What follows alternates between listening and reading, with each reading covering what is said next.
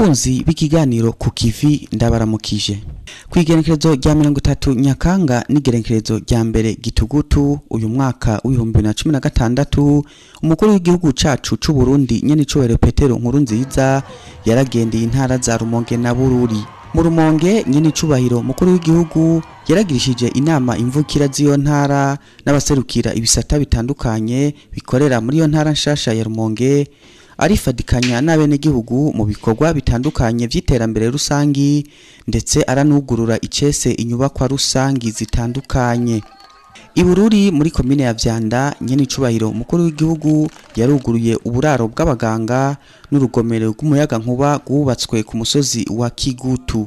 Esho nyangari nabi wabo mukamusha esho nyangari nabi wabo perezida rafisa biwabo.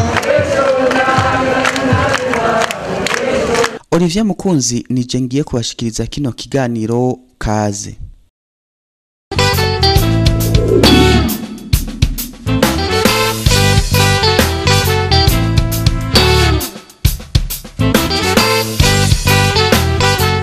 Imbere yo kugendera iyo ntara ya Rumonge kwigenekerezo rya 30 Nyakanga nyene icubahiro mukuru w'igihugu yarakiriye hano i Bujumbura kwigenekerezo rya 28 Nyakanga umunyanga mukuru w'ishiramwe Komeza bakaba baganiriye kubijanye n'inama ihuza abakuru b'ibihugu n'amareta bihurikiye muri iryo shiramwe izobera mu gihugu ca Madagascar mu kwezi kwa Gitugutu uyu mwaka w'2016. Baravuganye kandi kubijanye n'inama y'iryo shiramwe vyitezwe ko igihugu cacu c'u Burundi arico kizoyakira mu mwaka w'2017 nkuko tubishikirizwa na Jean Claude Karegwa ni cegera c'umuvugizi w'umukuru w'igihugu. Kumenyesha yuko uwo muryango ushigikiye cyane utwigoro tw'u Burundi ibikorwa by'u Burundi mu gutsimbataza amahoro n'umutekano mu Burundi hamwe no mu bindi bihugu bitandukanye byo ku isi.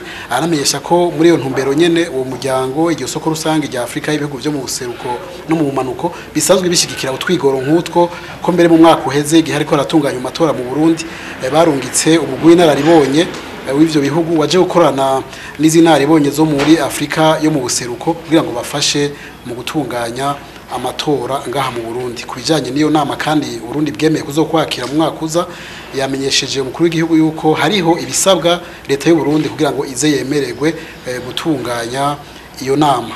Mu kurangiza yavuze ati turumva ibivugwa mu Burundi, turumva abavuga yuko atamahoro ahari, atariko jewe naje mu Burundi kubera hari amahoro n'umutekano, ati naje mu Burundi kubera mbona ko ari igihugu kirimwo agateka kazina mu kirimwo abantu bishira bakizana, ati ingorane mu Burundi nivyo nko mu bindi bihugu byo ku isi zirahari, atariko igihambaye n'ukuntu abene gihugu bicara hamwe bakagerageza kuzitorera umuti. Nyine icubahiro umukuru w'igihugu yamushimiye cyane kuri iyo mibonano ariko aragira n'abakuru b'ibihugu bagenzi we, imibonano iza mu ntumbero yo gutegura kugira ngo inama izigende neza ariko kandi kugira ngo iryo soko rusangi ribe isoko koko rifitiye akamaro abene gihugu muri ivyo bihugu vyose bitandukanye. Hanyuma aramenyesha kandi yuko leta y'u Burundi ivyo yiyemeje mu gushira umukono ku masezerano ashiraho iryo soko rusangi izobandanya ibishira mu ngiro kandi ko nivyo isabwa kugira ngo ishobore gutunganya iyo nama leta y'u Burundi izovyicarira maze vyose bigatorerwa umuti tugashobora kwakira iyo nama izobera mu Burundi mu mwaka wa 2017. Kuri uyo musi nyene icubahiro mukuru w'igihugu yarakire kandi bamwe mu bahuza bo muri Afrika baturuka mu bihugu bitandukanye. Abo nabo bakaba bari bitavye inama mpuzamakungu yari imaze imisi ibera hano i Bujumbura. Mu byo baganiriye na nyene icubahiro mukuru w'igihugu hakaba harimwo gutsimbataza amahoro n'umutekano. Bari baje rero ubwa mbere ho gukeza nkuko bavyivugiye gukeza n'icubahiro mukuru w'igihugu kutwigoro tudasanzwe adahengeshanya kugira mu kugwanya ikumirana mu kugwanya iterabwoba no mu gutuma abene gihugu batunga bagatunganirwa muri vyose na hose. Bakamenyesha kandi ko bashigikiye tutwigoro tw'u Burundi baje kandi no kwigira ku karoro keza ku Burundi kugira nabo nibashika mu bihugu iwabo bashobore kwishira mu ngiro. Barashimishwa rero n'ibirangurwa mu Burundi bagasaba bakamenyesha ko bazobandanya bashigikiye Burundi muri iyo nzira nziza barimwo. Hanyuma kandi bakanaremesha n'abarundi bati turumva ibivugwa ni byinshi atari ko iyo wishikiye hirya no hino mu gihugu urabona koko yuko ibivugwa n'ibihari bitandukanye cyane. N'icubahiro umukuru w'igihugu yabashimiye cyane kubona biyumvira Burundi kuzogira inama mu Burundi, arabashimira kubona ko Burundi bwatanze akarero keza kuko ati naho ari abavyiyobagiza ni ibintu bigaragara n'ibintu biboneka, mbere basaba kuca hirya no hino mu gihugu kugira ngo bibonere yuko igihugu cy'u Burundi kirangwamwo amahoro n'umutekano.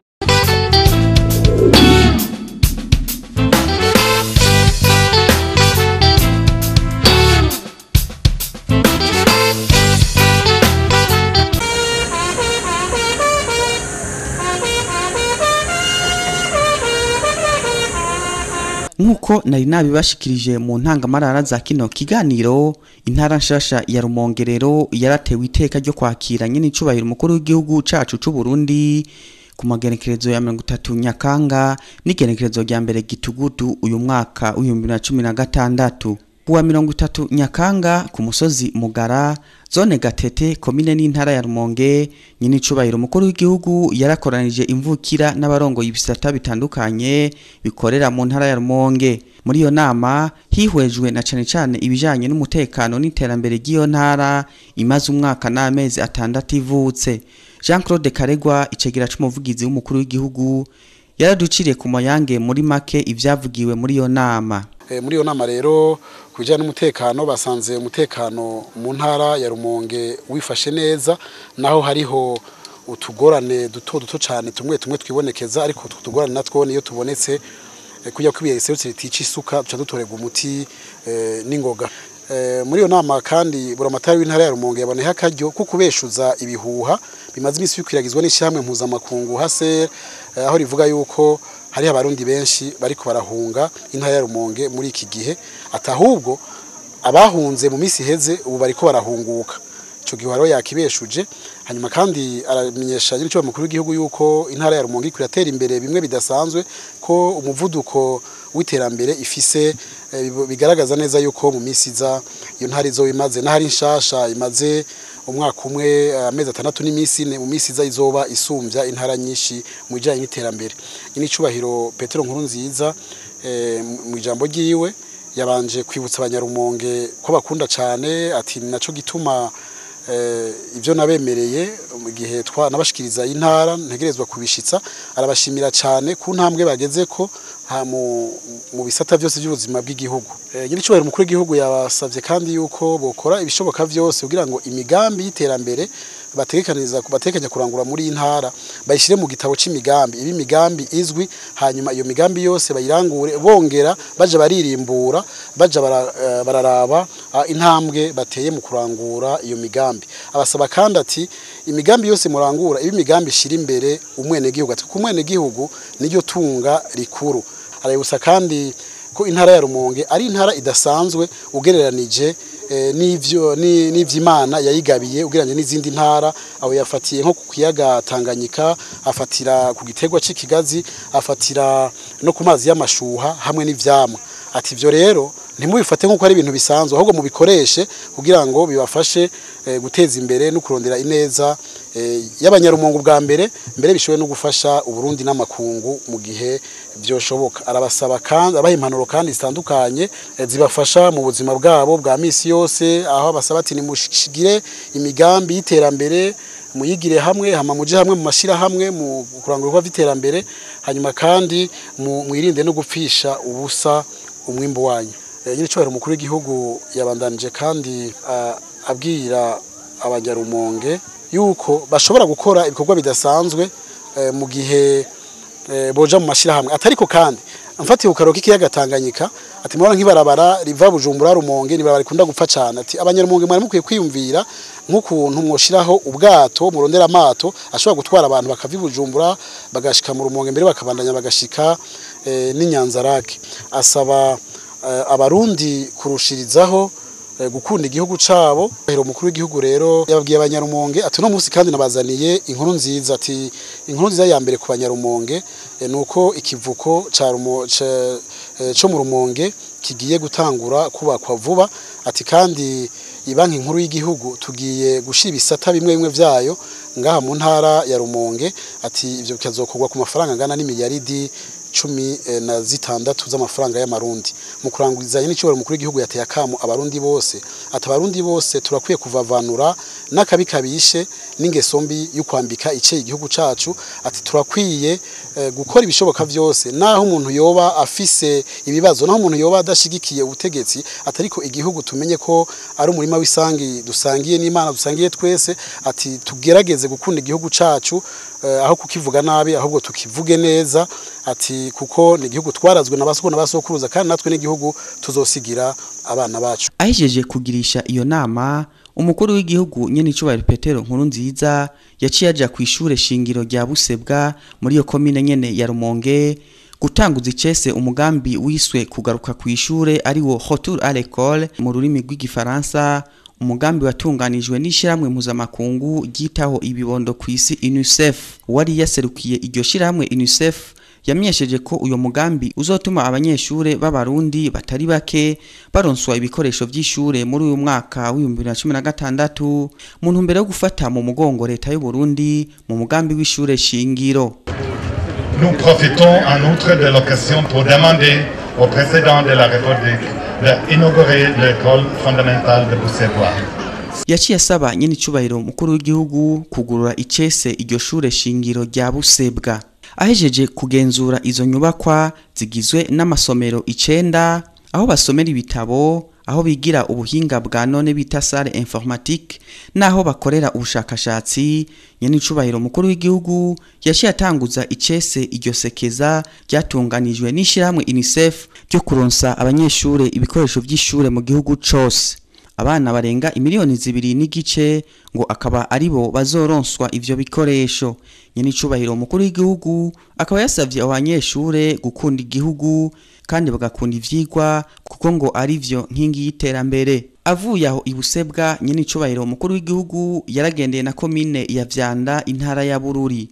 Ku musozi Kigutu yaruguruye icese uburaro bw'abaganga ku bitaro byo kuri uyo musozi byubatswe n'ishiramwe gishinze guharanira amagara meza n'iterambere. Iryo shiramwe rikaba ryashinzwe aha mu Burundi n'imvukira ya komine Vyanda yitwa Deo Nizonkiza. Ngaho nyene kandi nyene icubahiro mukuru w'igihugu yaruguruye urugomero rw'umuyaga nkuba gubatswe kuri uyo musozi nyene mu ntumbero yo kugwiza umuyaga nkuba kuri ivyo bitaro. Iyo migambi yose rero uko ari ibiri yashobotse kubw'uwo muvuka komine ya Vyanda yitwa Deo Nizonkiza yashoboye kurondera uburyo afatikanije n'abandi bagira neza. Inyuma y'umutaga wo kuri uyo munsi nyene wa gatanu nyene icubahiro mukuru w'igihugu yaruguruye icese ivuriro rishasha ry'Ikagongo muri komine ya Rumonge yubatswe mu mugambi Prodap kungurane y'Ibanki ya Afrika ijejwe iterambere BAD ifatikanije na leta y'u Burundi hamwe rero n'inguvu z'abene gihugu.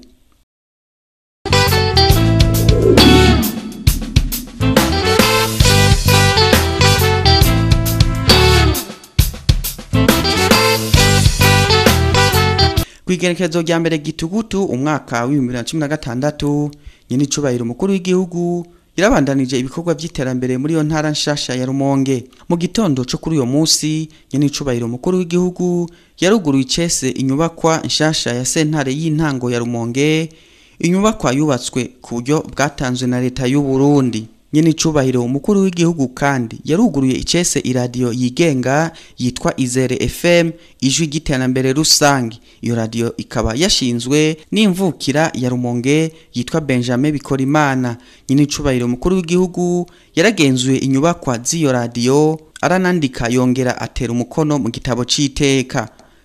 Abicishije kuri iyo radio yaciye ashikiriza ijambo ku barundi bose aho yamenyesheje ko ashima imigambi y'iterambere iriko irarangurwa n'abene gihugu ubwabo mu gihugu cose. Musanze muzi neza yuko intaye kwikuya twayironse bitoroshe arukanuka muzi neza yuko icibwo nyamukuru kigo yuko twogira ubumwe ibikorwa maze amajambere akadusaga. Iki ni ikintu ciza cyane kubona yuko rero iri niterambere kubona haci imyaka amamiliyoni menshi intara ya Rumonge ibayeho itafise insamirizi bikabibonetse uno munsi uno mwaka wa 2016 murumva neza yuko ari terambere ridasanzwe. Tubona akajyo rero gutera iteka no gukeza no guhamagara abandi barundi bamaze gukora ibikorwa mwene ibi mu bisata bitandukanye, ariko kandi n'abandi bafise imigambi. Kugira imigambi ni ikintu gihambaye cyane, kuko imigambi ituma abantu batera imbere kandi bigatuma bitanga bagakora. Nico gituma rero abantu nk'aba mu gihugu cyacu cy'u Burundi, umurundi wese ahari yofata akaroro keza ka Benjamin cyo kimwe n'abandi barundi ariko barateza imbere igihugu mu bisata bitandukanye, umwe wese mu byashoboye no mu ngabiro Imana yamuhaye, akumva yuko mu gihe akiriho Imana igutije umunsi umwe ukoreshe mu guteza imbere igihugu n'imiryango n'isi. Hanyuma rero mu gihe umuntu atabakiriho bikabera akarura abandi, bikabera niragigiza. Nashaka kubabwira neza yuko mu kubaho kw'abantu, iyo umuntu asozere neza yakoze ibikorwa ntabwo biherera ngaho. Iherezo ryiza ry'umuntu ibintango nziza ku bandi kandi bakabana akarorero. Iri rero nibikorwa vyiza cyane aracabandanya gukora, arafise intango azogira n'iherezo, mugabo iherezo ry'ibikorwa vyiza ni intango y'ibikorwa vyiza ubona mu gihe bitazoshira.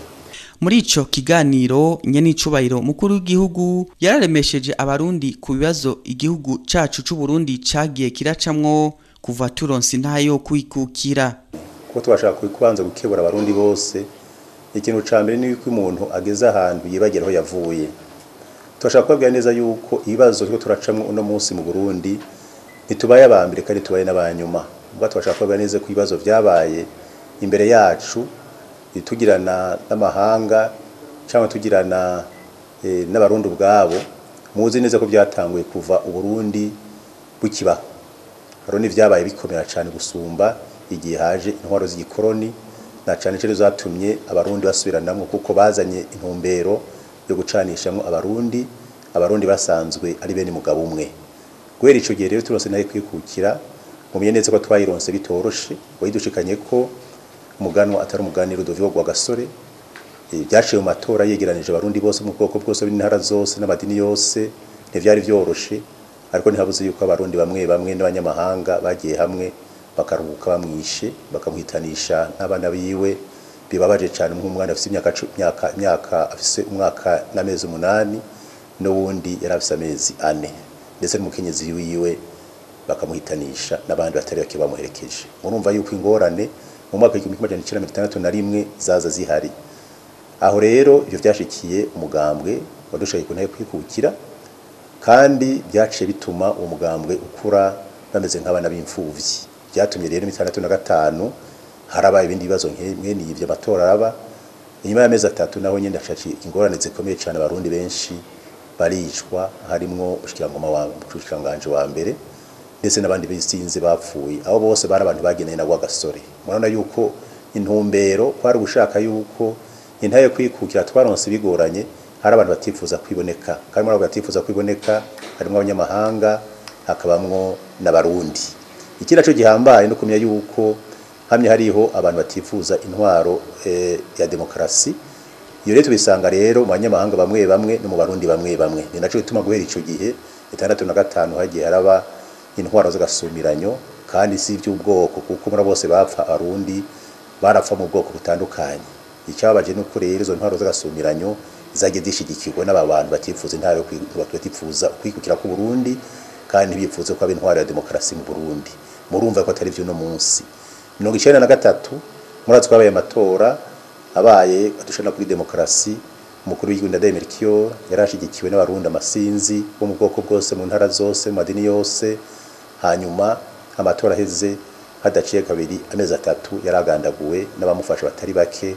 Abarundi sinzi barapfa ataco bazira, kubera yuko harakagwe kami gakora n'abanyamahanga batifuza ko intwaro ya demokrasi mu Burundi.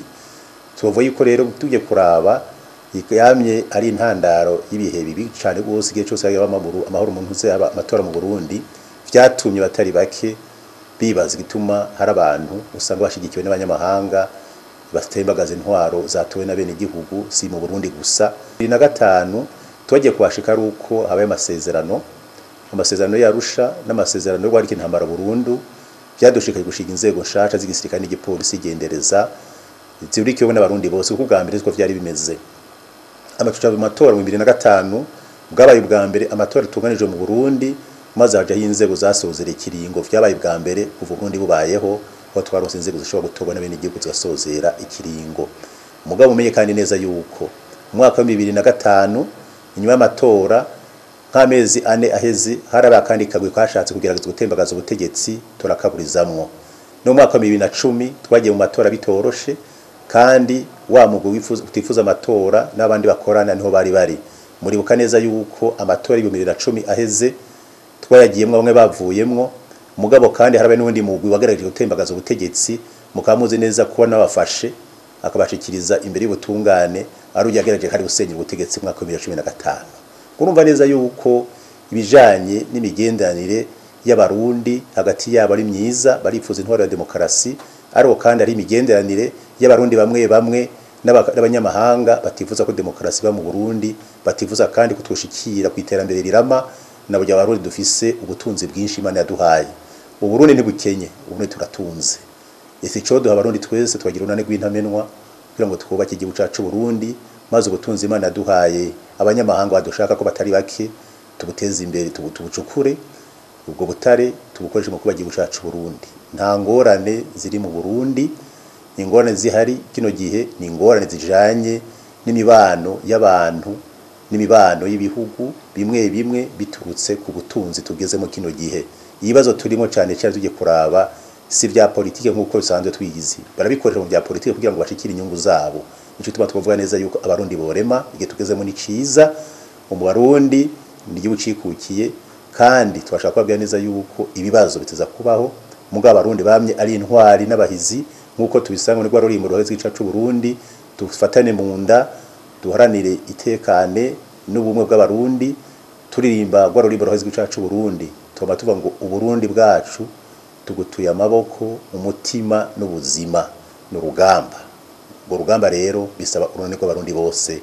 niko duhamagariye abarundi bose urugamba rw'amahoro urugamba rw'ubumwe urugamba rw'iterambere urugamba rwo guharanira intayo kwikukira yacu no kuyibungabunga inyuma y'ico kiganiro abarongoye iyo nsamirizi Izere FM bakaba baciye bagabira nyene icubahiro mukuru w'igihugu inka yiswe Izere FM avuye aho umukuru w'igihugu nyene icubahiro Petero Nkurunziza yaciye aja kwifadikanya n'abene gihugu bo ngaho ku mugwa mukuru w'intara ya Rumonge mu bikorwa vy'iterambere rusangi ku bitaro bikuru vy'iyo ntara ya Rumonge aho bariko barubaka inyubakwa y'igorofa abavyeyi bazokwibarukiramwo bikorwa byo kuri uyo munsi bikaba vyari bijanye no kuduza inkingi z'iyo nyubakwa mu ijambo yashikirije abari bitavye ivyo bikorwa yarakeje intara nshasha ya Rumonge ku ntambwe y'iterambere igeze ko mu kiringo c'umwaka umwe gusa iyo ntara imaze ivutse yabasavye kandi guhoza ko abasaba kandi no gutsimbataza amahoro n'umutekano nyene icubahiro mukuru w'igihugu akaba yaboneyeho n'akaryo ko gutangariza abarundi bose ko amahoro n'umutekano ataragaseseshwa rumuri hano mu gihugu cacu c'u Burundi nagomba kubamenyesha abanyarumonge ntagira umuntu asura kubaraza kujya musonga binabiriya nashaka kubatangariza yuko dufise amahoro n'umutekano n'ubumwe hagati y'abarundi mu gihugu cyose nkavanganda batangarije ntangariza n'abarundi bose yuko amahoro dufise samahoro y'abana b'abantu n'amahoro Imana yatwihereye ubumwe dufise n'ubumwe twiherewe n'Imana ubukerebutsi abarundi dufise twabwiherewe n'Imana uzo kwitambika imbere yavyo yabo murundi yabo nyamahanga azohura n'Imana mushobora byose Imana yo mwijuru niyo cabona abande batangarije kandi banyarumonge n'abarundi bose yuko muve ngaha mugize urunane rw'intamenwa musenyere ku mugozi umwe twubake igihugu cyacu cy'u Burundi o bakatwitiye abakene dusezere ubukene muve ngaha muzi neza yuko imbere ari heza cyane muri ico gihe nyene Sebarundi yariko arashikiriza ijambo abanyarumonge n'abarundi bose mu kirere haribonekeje ikimenyetso c'izuba gikikujwe n'urugori ikimenyetso gisigura uruzitiro rw'amahoro ku gihugu cacu c'u Burundi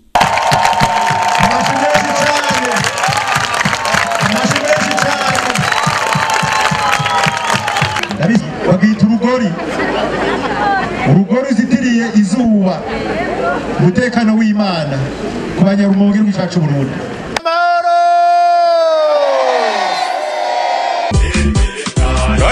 mahoro mu Burundi, aya mahoro mu miryango, aya mahoro mu mitumba, amahoro je ndayabona kandi nawe urayabona.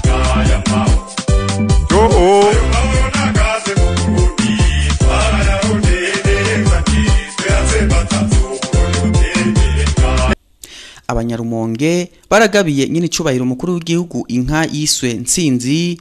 Abashinga amateka n'abakenguza amateka batowe muri yo ntara nshasha ya Rumonge nabo bamugabiye iyindi yiswe Mugisha. Izo nka zikaba zari zirekejwe n'utundi tuganuke dutandukanye. Avuye aho nyine icubahiro umukuru w'igihugu yaciye aja muri quartier Swahili yo ngaho nyene mu gisagara ca Rumonge, aho ikigo c'abayisilamu kiriko kirubaka ibitaro.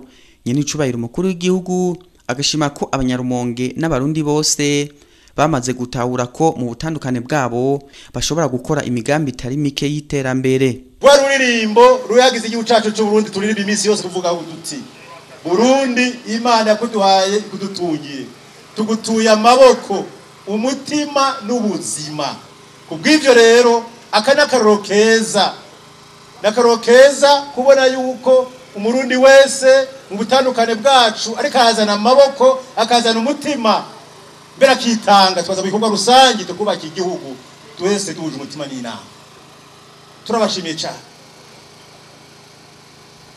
Turabashimiye cyane amashengero n'amadini twagendeye, twarabonye yuko rikora ibikorwa byiza cyane, baba katolika, baba poroti, baba isilamu, mwese mugize urunani rw'intamenwa mu kubaka igihugu ciza Imana yaduhaye.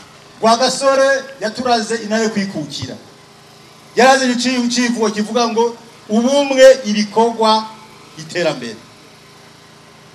Tugize ubumwe mu butandukane bwacu, nta numwe asa n'uwundi, n'umugore ntasa n'umugabo, n'abana bavukana ntibasa, ariko tugize ubumwe tuza tukazana umwe wese icyo afise ingabano n'abandi muhaye, tugashira hamwe dukora igihugu cacu c'u Burundi kizotera imbere kugeza cagihe bahora tuzabona igihugu gikenye tube igihugu giteye imbere, dusigaye dufasha n'ibindi bihugu. Birashoboka. Nyene icubahiro umukuru w'igihugu yarebukije ko igihugu cacu maze guhindura ishusho ugereranije no mu myaka iheze. Mu mwanya mutonya tumaze kumara turavye imyaka 9 iheze, akarorero kuva Burundi bwikukiye mu mwaka w'1962 gushika mu mwaka wa 2007 haciye imyaka 45 hari hamaze kubakwa mu gihugu cacu c'u Burundi amashuri mato ayisumbuye na kaminuza byose biri hamwe 1900 mu myaka 45. Kuva mu mwaka wa 2007 gushika mu mwaka turimwo imyaka 9 iraheze, tumaze kubaka amashuri mato ayisumbuye na kaminuza arenga 5,000. Bisigura tumaze kuvunja gatatu ivyakoze mu myaka 50. Akana karoro keza kerekana iyo abantu bashize hamwe. Umwanya twataye kubera amacakuri batuzanyemwo abakoroni bajyanisha abarundi, byatumye ingufu Imana yaduhaye n'ubwenge Imana yaduhaye tutabikoresha kuba iki gihugu cacu, tubikoresha mu kujyana gusa. Ivyo biragahera mu gihugu cacu c'u Burundi.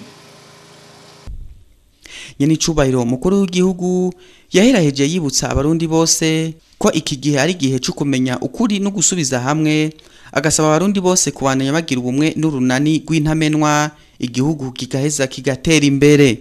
Muri ico kiringo yamaze ariko aragendera intara ya Rumonge, umukuru w'igihugu cacu c'u Burundi nyene icoro Petero Nkurunziza ntiyibagiye n'igisata c'inkino. Nko ku muhingamo wo kwigenekerezo rya 30 Nyakanga kuri stade Ivyizigiro yo ku mugwa mukuru w'iyo ntara ya Rumonge, nyene icubahiro umukuru w'igihugu yarifatikanije n'abakinyi b'umugwi Haleluya FC asanzwe akinamwo, bambaye impuzu z'ibara ry'umuhondo n'iryirabura mu rukino rwawuhuje n'umugwi wa Mugara. Ngo rukino rero rukaba rwarangiye umugwi Haleluya FC wirahiye umugwi wa Mugara ku bitsindo 3-0.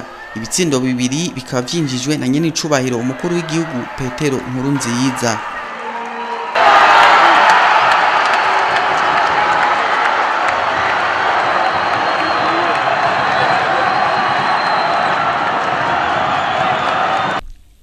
Ku muhingamo naho wo kwigenekerezo rya mbere Gitugutu, nyene icubahiro umukuru w'igihugu yifadikanijwe n'umugwi Haleluya FC mu rukino rwawuhuje n'umugwi abawigeze bo mu Rumonge. umugwi Haleluya FC ukaba winjije ibitsindo indwi harimo bibiri byinjijwe na nyene icubahiro umukuru w'igihugu. Akaba ari no ngaha turangirije kino kiganiro. Olivier Mukunzi nakibashikirije nkabanda basezeye naho ubutaha.